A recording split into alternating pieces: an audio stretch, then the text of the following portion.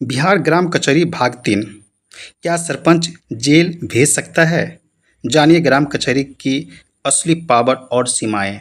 दोस्तों, मैंने part 1, part 2 video already uploaded कर चुका हूं और आप उसे देख भी सकते हैं, क्योंकि मैं बिहार ग्राम कचहरी का सीरीज लेकर आया हूं उसमें, और सीरीज में आपको पूरी जानकारी मिलेगी। राम राम भाइयों और बहनों, हमारी इस खास वीडियो की सीरीज में पिछले 2 भागों में हमने जाना कि ग्राम कचहरी में केस कैसे दर्ज होता है।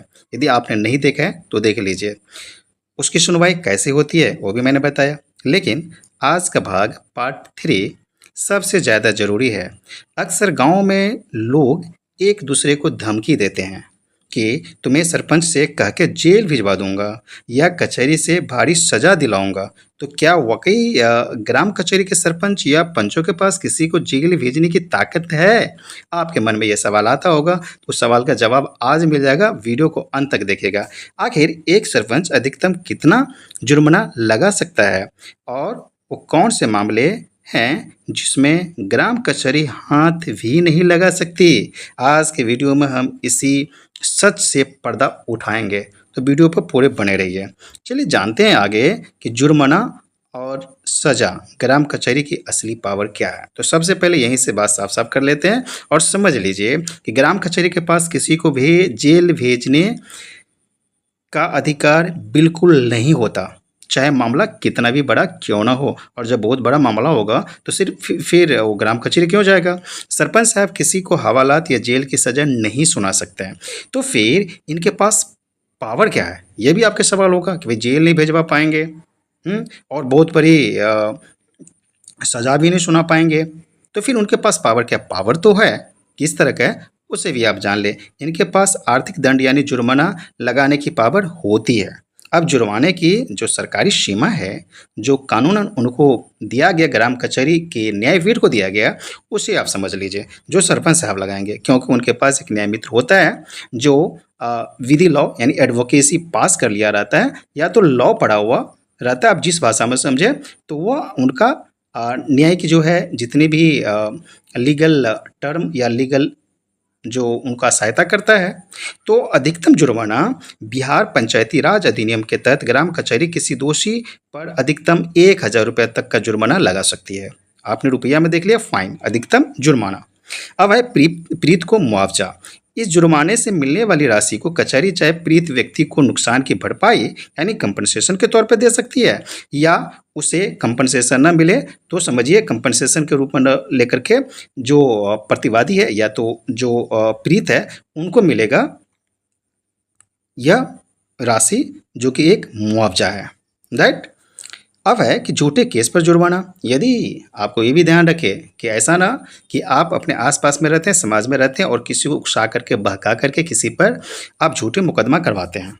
अगर कोई व्यक्ति किसी को परेशान करने के लिए ग्राम कचहरी से बिल्कुल झूठा केस दर्ज कराता है, तो कचहरी उल्टा उसी झूठी शिकायत करने वाले पर 500 रुपये तक का जुर्माना ठोक सकती है। जी हाँ भाइयों, दोस्तों, तो आप भी समझ लीजिए कि ऐसा ना कि कभी भी इसका गलत उपयोग कीजिए कि पंचायती राज में कि आप किसी दूसरे को उकसा रहे हैं, या तो आप खुद या झूठा केस मुकदमा समाज में दिखाने के लिए, उसे नीचा करने के लिए आप ग्राम कचहरी में जाते हैं और सरपंच साहब के पास आवेदन देते हैं। ऐसा ना करें। अब है कि यदि मैं बात करूँ ग्राम कचहरी क्या नहीं कर सकती, तो उसे भी आप देख लीजिए। अब बात करते हैं सीमाओं की।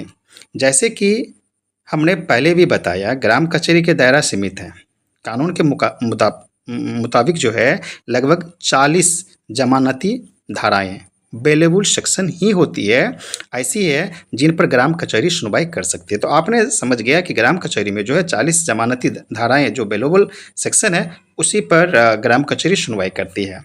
नीचे मैं अलग अलग बता देता हूँ, कुछ अलग अलग मामले ग्राम कचहरी को हस्तक्षेप करने की कोई कानूनी अधिकार नहीं है, जो मैं आपको बता दूं ताकि आप समझ जाएं कि इसके लिए हम कचहरी नहीं बल्कि उससे ऊपर जो है कोर्ट में हम जाएं।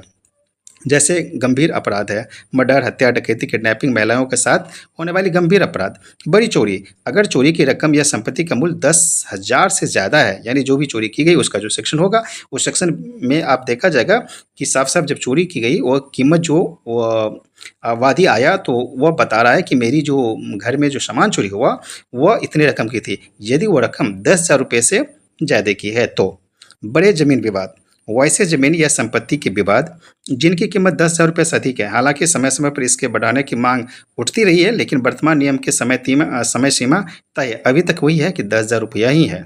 यदि किसी ज़मीन का कीमत 10,000 रुपये से ज़्यादा है, वैल्यू है, तो ऐसे विवाद आप ग्राम कचहरी में ऐसे विवाद को नहीं ले जा सकते हैं।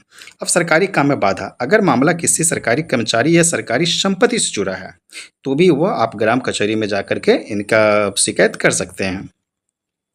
आपको याद रखें कि अगर कोई सरपंच इन सीमाओं से बाहर जाकर फैसला सुनाता है, तो पटना हाईकोर्टों के नियमों के मुताबिक साफ-साफ निर्देश दिया गया कि वह फैसला अवैध और असंवैधानिक माना जाएगा।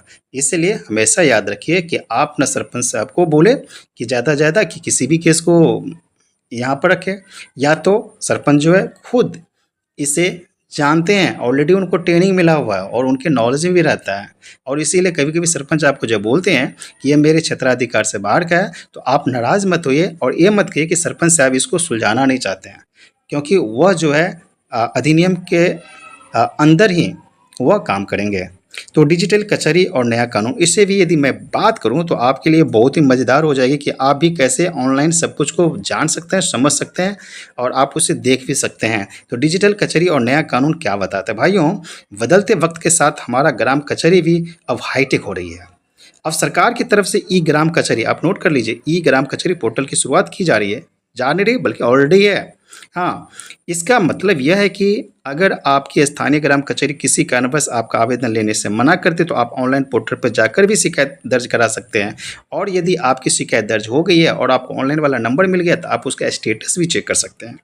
इसके अलावा अब देश के नए क्रिमिनल कानून जैसे भारतीय न्याय संहिता BNS के हिसाब से भी सरपंच और न्याय मित्रों को ट्रेनिंग दी जा रही है, ताकि गाँव में न्याय प्रक्रिया और पारदर्शी तथा मजबूत हो सके। तो कानून बदला, कानून के साथ-साथ नियम बदलते गया और नियम के साथ-साथ पंचायती राज में और भी बेहतर होने जा रहा है। तो साथियों, हमारी इन 3 भागों की वीडियो सीरीज़ का यही मकसद था कि आप कोर्ट कचहरी और वकीलों के चक्कर में अपनी मेहनत की कमाई बर्बाद न करें। यानी मैं ये नहीं कहूँगा कि आप कोर्ट कचहरी ना जाएँ। यदि विवाद ऐसा है कि जो सुलझाना है, सुलझ जाएगा आपका पंचायती राज में ही, कचहरी में, तो उसे कचहरी में सॉल्व कीजिए। और यदि ऐसा वाद है जो बात को आपको कोर्ट में ले जाना पड़ेगा, वकील को रखना पड़ेगा, तो बिल्कुल वहाँ रखिए, क्योंकि कचहरी में आपको वकील को भी नहीं रखना पड़ता है। सिर्फ सरपंच के सलाहकार जो है, कानूनी सलाहकार, वो न्याय मित्र ऑलरेडी जो है वो रहता है। तो आओ सही सलाह देते हैं, पक्षों को सुनते भी हैं, दोनों पक्ष को सुनते हैं, समझते भी हैं। तो मैं बार-बार यही कहना चाहता हूँ कि छोटे विवादों को आपसी भाईचारे और ग्राम कचहरी के ज़रिए गाँव में ही सुलझाएँ। आपको ये वीडियो सीरीज कैसी लगी? क्या आपके गांव की ग्राम कचहरी सही से काम करती है? आप बिल्कुल कमेंट में राइट कीजिए कि आपका ग्राम पंचायत कौन सा है, जिला कौन सा है और आपके यहाँ किस तरह से काम चल रही है। अपने अनुभव नीचे कमेंट बॉक्स पर जरूर शेयर करें। इस वीडियो को अपने पूरे गांव और रिश्तेदारों के साथ व्हाट्सएप पर शेयर कीजिए, ताकि हर कोई जागरूक बने, क्योंकि हर कोई यदि जागरूक बनेंगे तो वह काम जो है आपका सराहनीय होगा कि आपने उनको यह जानकारी बताइए। आप भी जागरूक बने और अपने दोस्तों रिश्तेदारों को भी जागरूक बनाएं। वीडियो को लाइक और चैनल को सब्सक्राइब करना मत भूलिएगा। बहुत बहुत धन्यवाद। राम राम।